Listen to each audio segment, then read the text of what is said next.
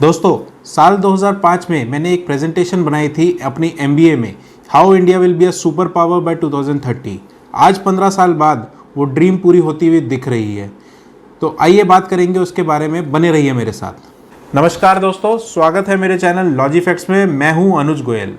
पिछले वीडियो में दोस्तों हमने बात करी थी कैसे चाइना ने अपने प्रोडक्ट्स की मोनोपोली पूरी दुनिया में बना रखी है और उसी मोनोपोली के बेसिस पे आज वो $14 ट्रिलियन की इकोनॉमी बन गया है।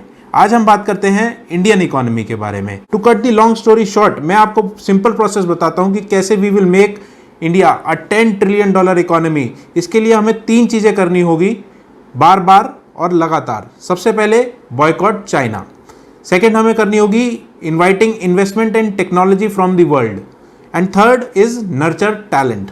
ये चीज़ें अगर हमने लगातार 2025 तक करी तो आत्मनिर्भर भारत का जो सपना हम लोग आज देख रहे हैं वो पूरी तरह सफल होगा। और 2030 तक मैं इसकी गारंटी देता हूं कि India will become a super power. तो आइए सबसे पहले बात करते हैं बॉयकॉट चाइना की।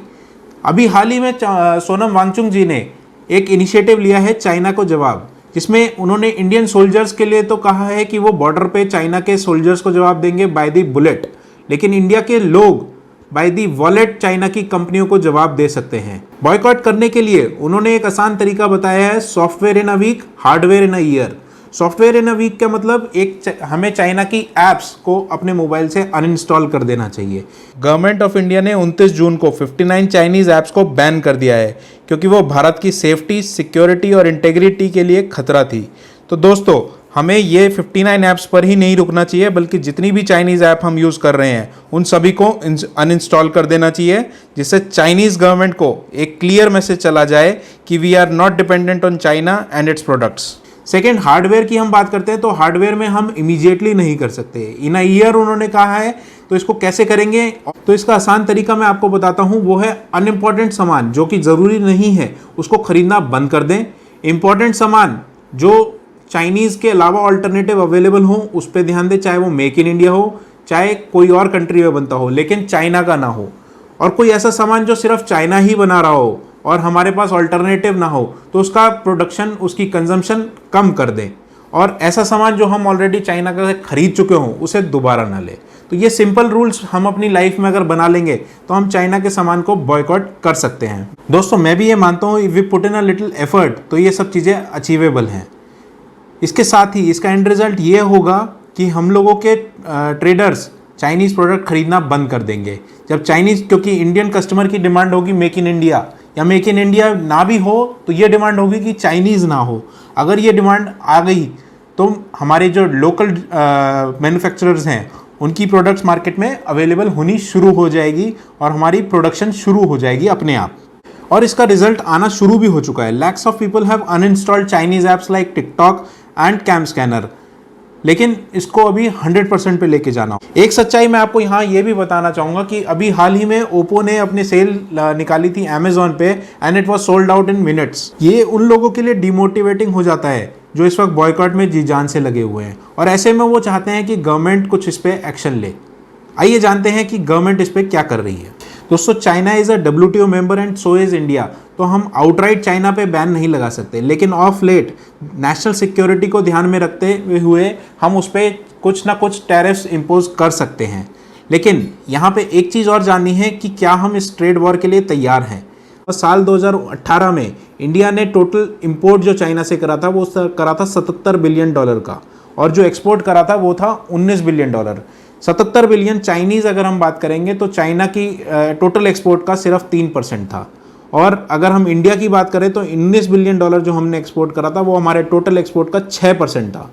तो क्या हम लोग इस वॉर के लिए तैयार है? अगर चाइना ने रिटेलिएट करा तो क्या हम उस नुकसान के लिए, क्या हमारे एक्सपोर्टर उस नुकसान के लिए तैयार हैं? तो अब आप यहाँ कहेंगे कि हमारी सरकार को कुछ नहीं करना चाहिए। नहीं, ऐसा नहीं है, सरकार को करना चाहिए और सरकार कर भी रही है। अभी कुछ टैरिफ्स की वजह से और साथ में कोविड-19 की वजह से हमारा साल 2020 में चाइना से इंपोर्ट घटकर $65 बिलियन हो गया है और टोटल एक्सपोर्ट जो चाइना को है वो $16 बिलियन। जिसकी वजह से हमारा ट्रेड डेफिसिट $7 बिलियन से घट गया है। एक और अच्छी खबर मैं आपको यहाँ बताना चाहूँगा कि ऑन पब्लिक डिमांड गवर्नमेंट ने एक रूल पास किया है, जिसकी वजह से अमेजॉन और जितने भी ऑनलाइन बड़े सेलर्स हैं उनको अपने प्रोडक्ट ऑफ ओरिजिन बताना होगा अपनी वेबसाइट पे। अगर वो चाइना का प्रोडक्ट है तो उस पर मेड इन चाइना लिखना होगा, अगर इंडिया का प्रोडक्ट है तो मेक इन इंडिया या मेड इन इंडिया लिखा होगा। इससे क्या होगा दोस्तों, जो हमारा पहले हमने डिमांड करी है कि हमें ये पता लग जाएगा कि कौन सा प्रोडक्ट कहाँ का है, तो हम उसको देख के ही प्रोडक्ट खरीदेंगे। तो अगर इंडियन मेक होगा तो वो खरीदें और जो बाहर का होगा उसको अवॉइड करें। हाल ही में अक्यूट रेटिंग एंड रिसर्च ने एक रिपोर्ट में अपनी बताया है कि देर आर 40 सेक्टर्स जहाँ पे हम अपनी डिपेंडेंस चाइना पे कम कर सकते हैं। इन सेक्टर्स की हम बात करते हैं तो it can be chemical, automotive components etcetera. तो गवर्नमेंट को ऐसे सेक्टर्स को प्रमोट करना चाहिए, इंसेंटिवाइज करना चाहिए, जिसकी वजह से आगे जाके हमारा अपनी प्रोडक्शन बढ़े। The Indian manufacturer should be promoted.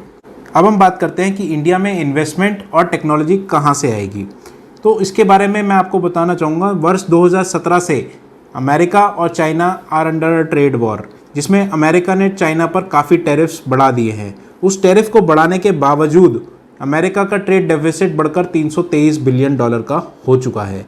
ऐसे में अमेरिका चाहता है कि वहाँ पे जो अमेरिकन कंपनीज चाइना में काम कर रही हैं वो अपना बेस शिफ्ट कर लें। और ऐसा सिर्फ यूएसए ही नहीं, जापान, ऑस्ट्रेलिया, यूके के साथ भी हो रहा है। According to a study by Japanese financial group Nomura, it found that 56 companies moved it basis from China in 2018-19. Vietnam got 26 of them, Taiwan got 11 and Thailand got 8. India only got 3.